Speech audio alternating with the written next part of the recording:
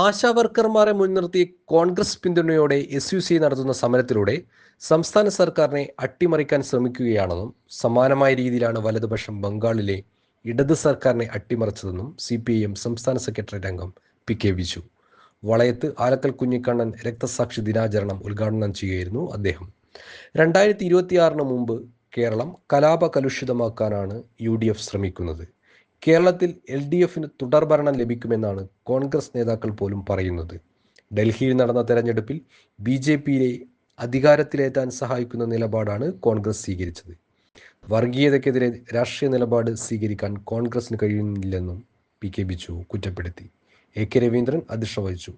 CPIM നേതാക്കളായ P Mohanan, KK Lathika, J Mohandas, PP Chathu, KK Dineshan Purameri, T Pradeep Kumar, KP Pratheesh, M Divakaran, KN Damodaran എന്നിവർ സംസാരിച്ചു.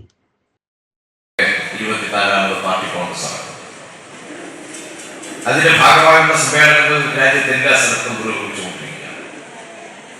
കേരളത്തിലെ 36,500 വരുന്ന